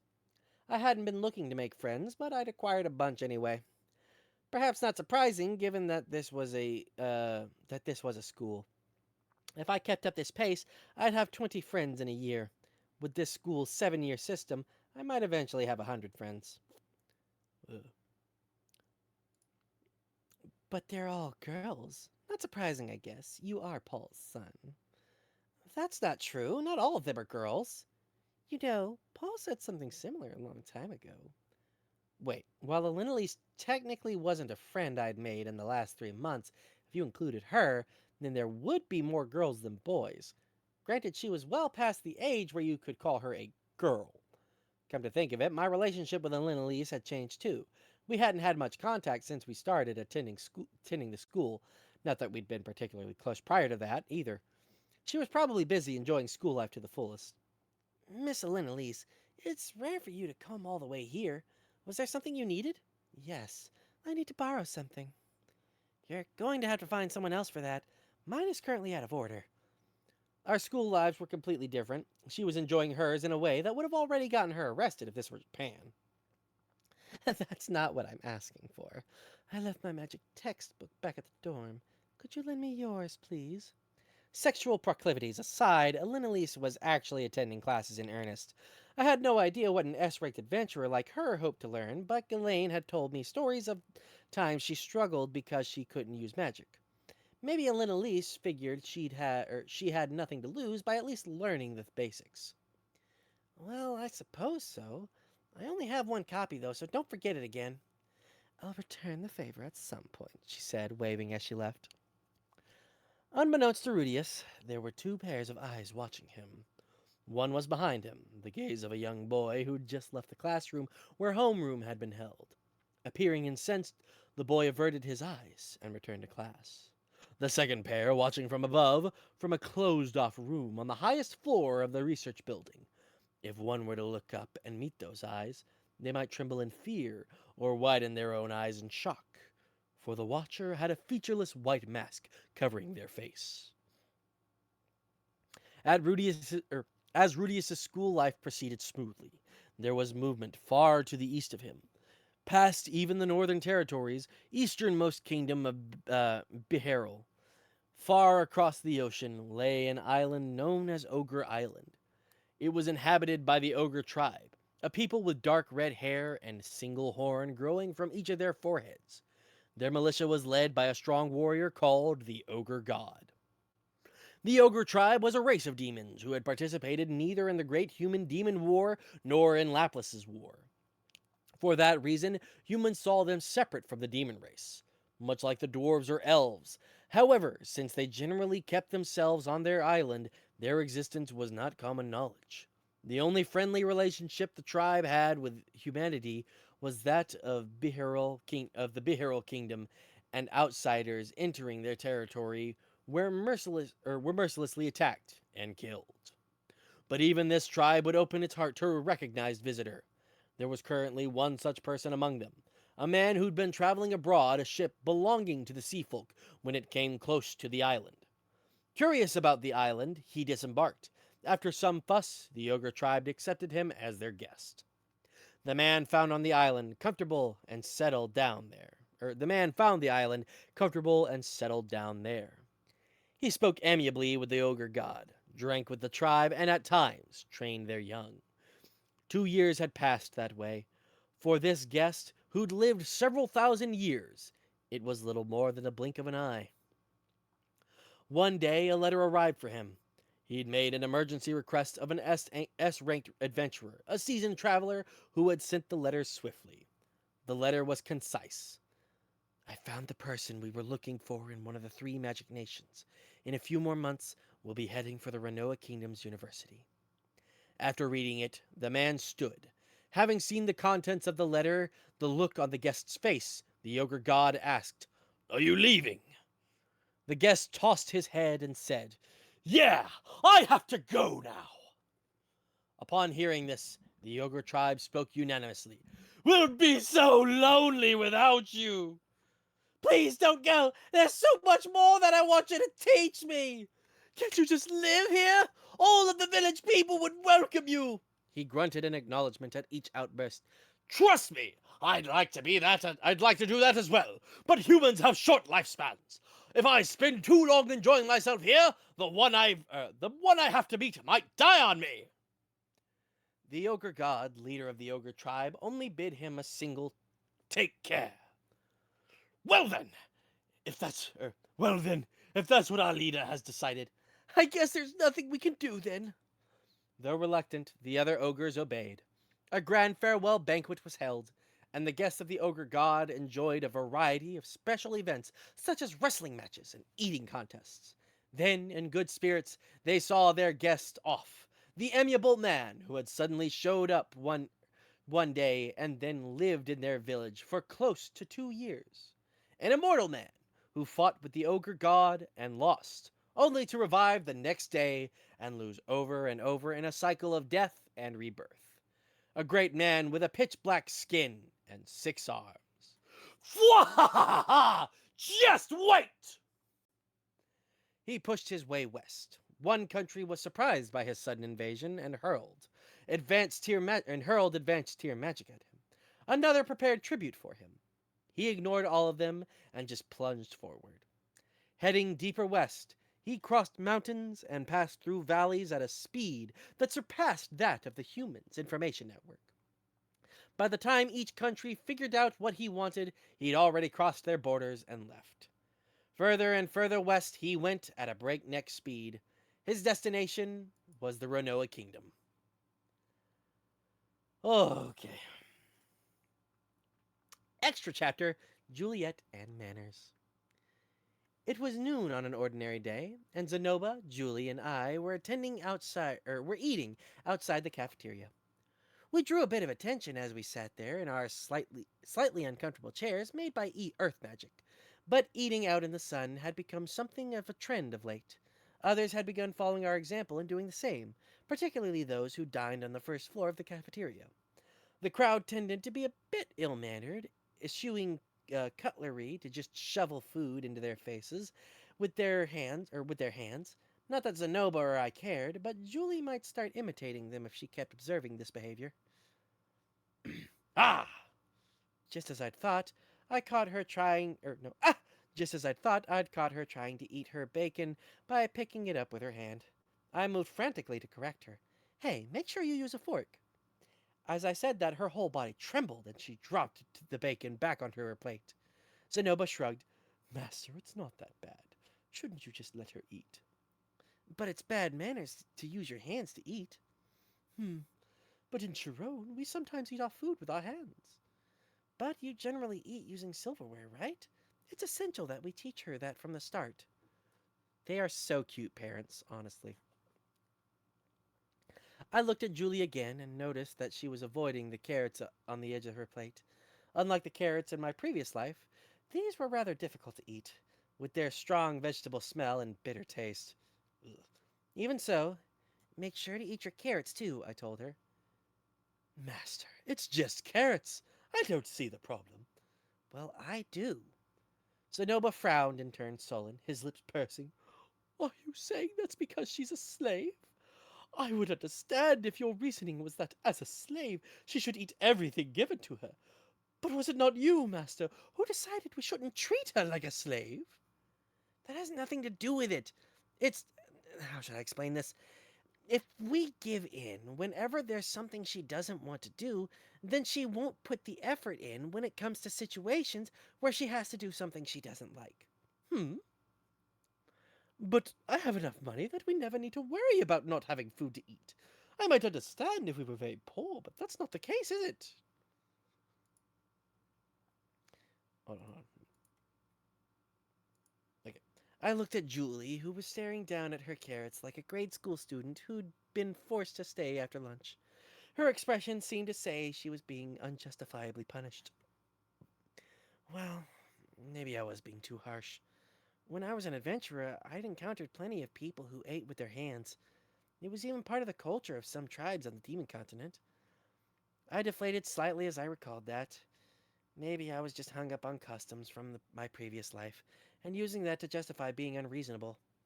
There were cultures in my old world that ate with their hands too. Food items such as crab, potato chips, hot dogs, and stuff. Maybe I was overthinking this.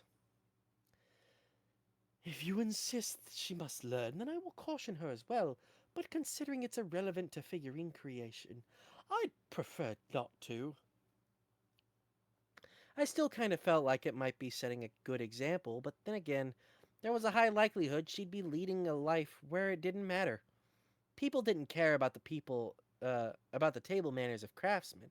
As Zenoba's employee, she would be doing business with the royal family, but if her employer Zenoba said that she'd had no need for them, who dare say otherwise? What's wrong? And Elise came up to us. She'd just finished lunch, judging by the fleck of sauce on by her lips. Uh, uh, we were just discussing Julie's table manners, like how it's not good to eat with your hands and not good to be picky about food. Aha! What do you think, Miss Elise? Let me think. She took a moment to consider the question, then grinned as if she'd thought of something mischievous. Hey, Julie, watch closely. If you're going to eat with your hands, do it like this. She snatched a thick slice of bacon off my plate. Then she lifted it, pinched between two fingers, and started to lower it into her mouth. The way she raised her chin emphasized the pale white skin of her neck and clavicle. It was bewitching. It was bewitching the way she stuck out her red tongue, the meat to meet the pink bacon as it came close, making you want to lick the sauce off her cheek. That's bad manners. Reflexively, I smacked the back of her Elise's head. The recoil caused her to drop the bacon. It arced through the air, flipping as it headed to the ground, but a shadow dashed by and grabbed it just before it landed. Phew! Phew! That was close. It was Prasenna. Impressively, she'd caught the bacon in her mouth. She proceeded to greedily stuff it in and gobble it. Gobble it down, approaching us only once it was all gone. Linnea was with her too, a dumbfounded look on her face. You may be our boss, but that doesn't mean you can waste meat like that. If you're going to fling it around because you're full, give it to me instead, giggity. Prasenna's face was angry, but the bacon must have been delicious, because her tail was whirling like a helicopter blade. Linnea kept Prasenna in her periphery as she surveyed us with great interest. Are you fighting? That's rare, Mew. For Zenoba to defy boss? I'm not defying him, Zenoba said. We're just having a difference of opinion. I don't know about that, Mew. Are you sure? If you upset him, he might not make figurines for you anymore, Mew. Master isn't so narrow-minded as to get... Oh, shit. Master isn't quite so narrow-minded as to get upset over something this trivial. He glanced at me afterward as if to ask, You aren't, right? Of course not. I wasn't even upset. Just a bit disheartened. Oh, yes, there's nothing I'd like to ask the two of you. Oh, yes, there's something I'd like to ask the two of you. Mew? About table manners. I asked them what they thought about eating with one's hands and being picky about food. Manners are important. Prasenna stepped forward without any hesitation, as if to say, leave any discussion about food to me. It's particularly unacceptable to use your hands to eat during meals. She had a self-satisfied grin on her face as she said that, while holding a piece of dried meat that she was actively chewing on. She couldn't have been more unconvincing if she'd tried. Ignoring Persina's manners, ignoring Persina, manners are important for a lady, Mew, Linnea said. Being picky is an absolute no-no, Mew. Meat is different, and you can't talk if you left those dried grapes on your plate before. Those things can't even be considered food, Mew. They'll just destroy your stomach if you eat them, Mew. Sounds like an excuse. And now they were both glaring at each other, asking them had been a mistake. Everything they were saying was correct, or at least it was supposed to be, yet it didn't inspire confidence that Julie would grow into a proper lady if we followed their advice. See, I thought, Julie looks entirely confused. Master Fitz appeared out of nowhere. What's everyone gathered here for? You came at a good time, I said. Please listen. Huh? To what? Master Fitz was the bodyguard of a member of the Asura Kingdom's royal family. He had to be cultured, which meant he should be knowledgeable enough to have the right answer. So what happened is, yada yada, this and that. Yada yada, this and that. What? We were discussing Julie's table manners. Once I explained, Master Fitz put his hand to his chin. After humming in thought, he murmured, "Okay," and lifted his head. "Isn't it fine to let her eat the way she likes right now?" "Okay, what's your reasoning for that?" I'd thought he, of all people, would say that she needed to learn manners as quickly as possible. Just like how if you used manners, constantly from a young age, your manners pool, would grow to 2 or 3 times the average. She's learning earth magic from you, right? She's also helping take care of Zenoba. That's a lot. If you force her to think about etiquette on top of everything else, it might overwhelm her to the point she struggles to master any of the things you're teaching her. I see. There was some truth to that. There was also the idea that sleep and meal times were meant to be periods of relaxation. I do think she should learn eventually, but I think it's fine if that's a year or two from now. Aha! Perhaps- The real parents. Perhaps I hadn't explained myself properly. I Mother didn't mean knows she had to best. learn them. What? Mother knows best. I didn't mean she had to learn them fully, just that we needed to teach her to maintain the bare minimum of... No, I guess those were basically the same thing. With Master Fitz's opinion included, I was now at 3 for, 3 for and 3 against. We were back to a tie. I looked over at Julie, who had an anxious look on her face. What did she want to do? I thought it was best for her to learn table manners, and that she might find herself in a pickle down the line if she didn't. But it wasn't it wasn't as their absence would be fatal. In which case, it all came down to what she wanted. If they weren't pivotal to her survival, then what mattered was how she wanted to handle the matter. Her decision would also break the tie. "All right, Julie," I said. "You decide."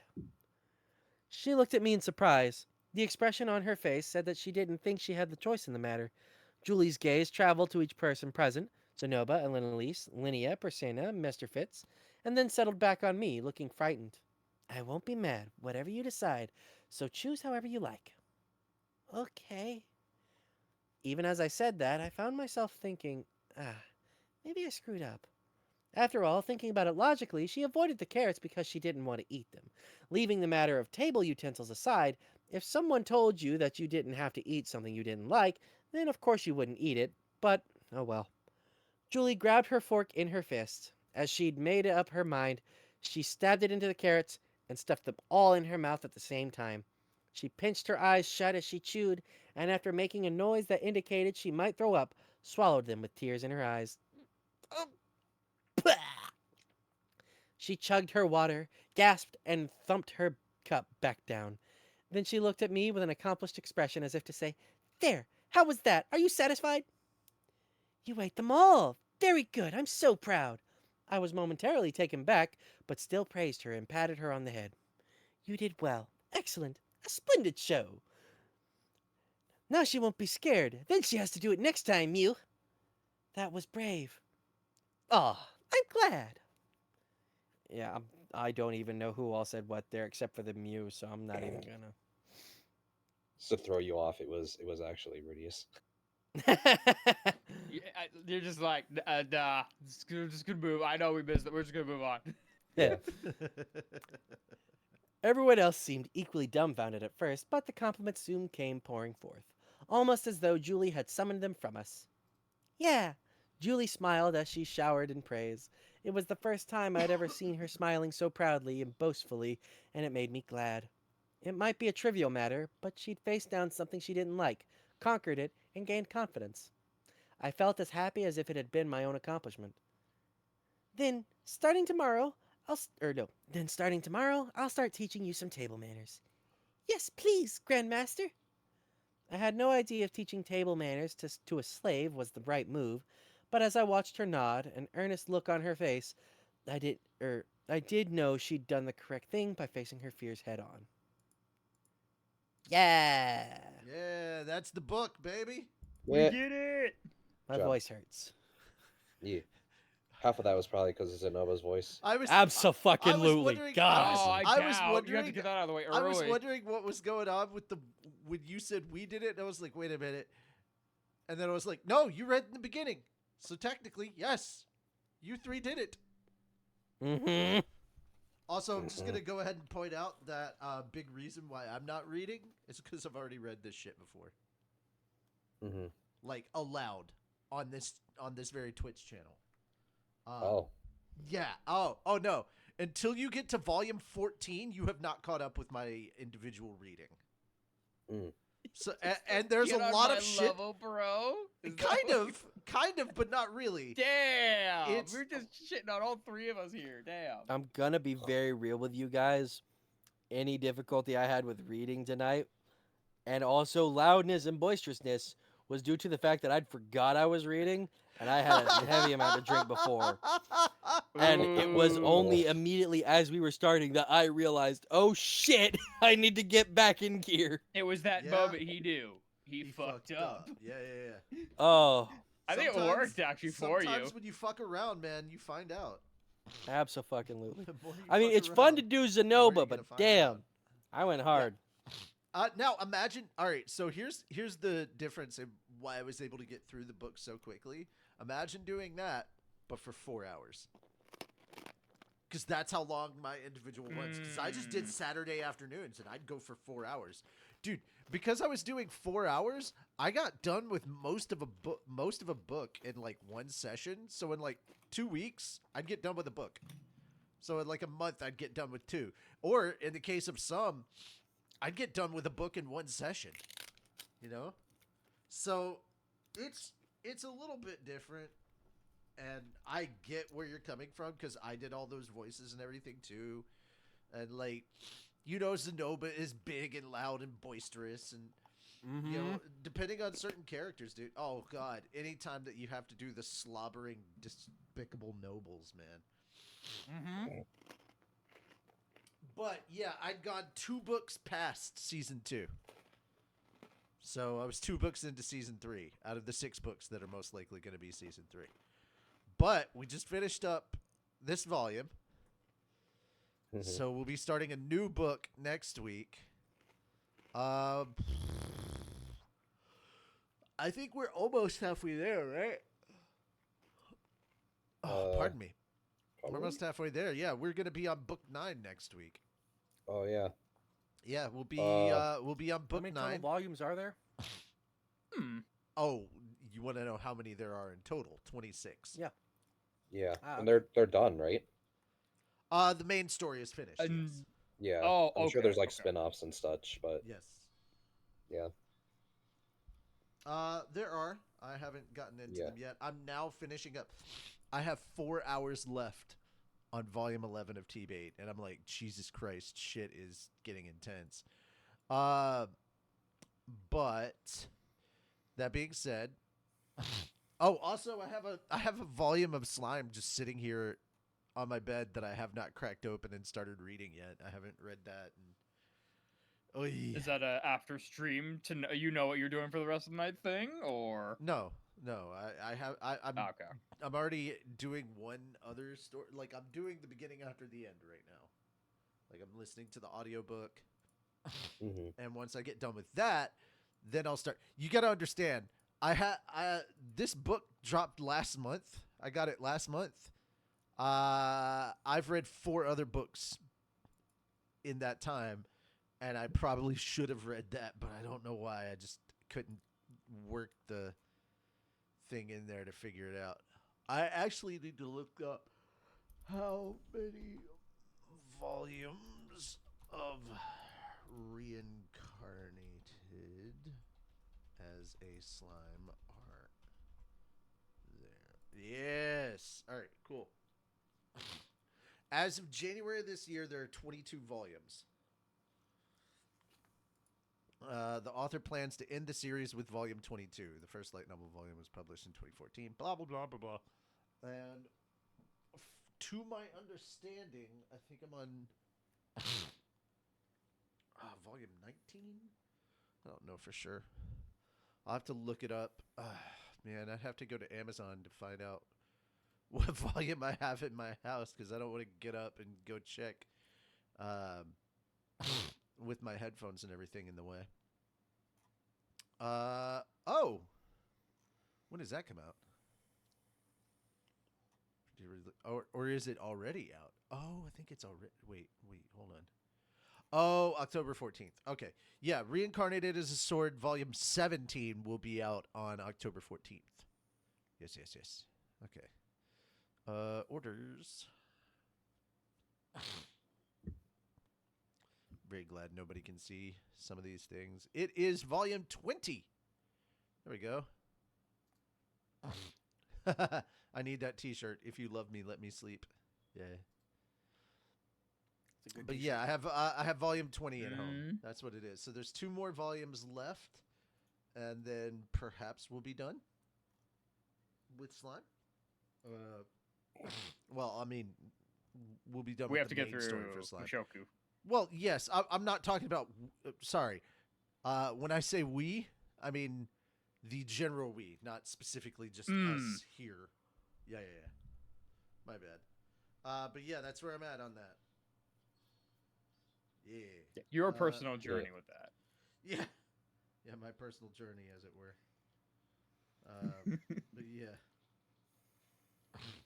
That's where I'm at. Anyway. Actually did not know those 2 were like considered princess royalty in the anime until now. The two anima people that Rudius fights. The two animal girls. You are aware of their relations, right? They're like, I mean, we've gone over this in the books at this point, so I hope it's been beaten to your head. But these are Ghislaine's nieces. It's just like the idea of princesses did not really like. And the older, I don't look at those 2 and think pictures or princesses. They're also they're not. The ones that are actually going to be princesses are probably their younger siblings. The ones that we met that became friends with Eris and played with her. The ones in the village. Yeah, you know what, that probably is why. I guess it was just like when Rudy is like it was thinking that was like, oh yeah, I guess. No, it has a lot to do. No, it has a lot to do with the fact that these 2 are idiots that don't grow up. They have more in common with Ghislaine than they have in common with their tribe. Like these 2 are troublemakers through and through. That's just the best way to put it. They're absolute troublemakers. I don't see them becoming princesses. I don't think any of you could either. No, I mean maybe the dog one, I guess, but I don't know. I do have some knowledge of what happens to them in the future. Gotcha.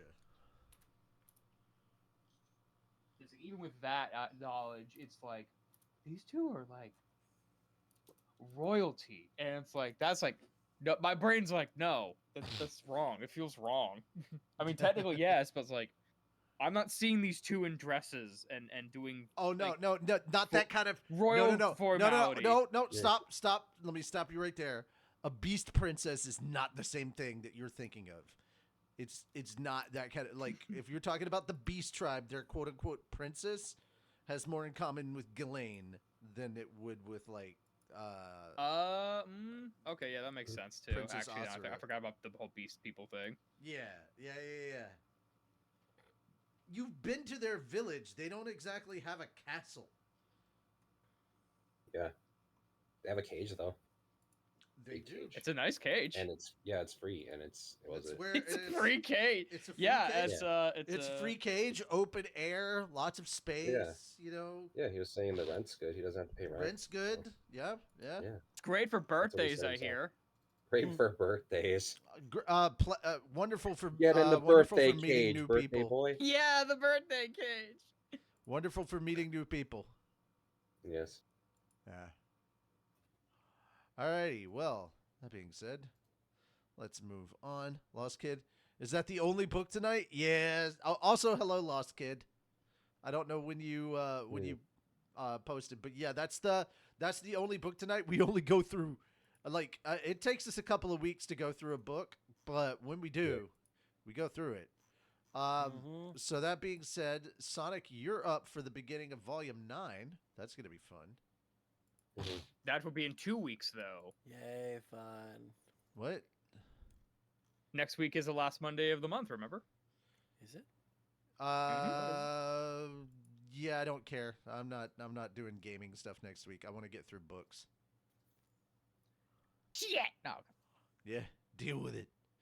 Deal with it. I just did the 2 hours for Subnautica 2. Fuck. Oh well. Yeah, look at it this way. Hello, all good. Thanks, y'all. Have a good night. I will catch you next time. Oh, no problem. I think it's funny because the gaming thing started with, I don't feel like reading for every week of the month. I had to so buy that game like literally like minutes before. We're gonna My starting, dude- get back like, to it. We're gonna be playing it this Sunday. Yeah, this upcoming I'm Sunday. gonna be. Well, actually, am I gonna be doing stuff Sunday? I might. Be I don't know. busy. If you don't show up, that's not my fault.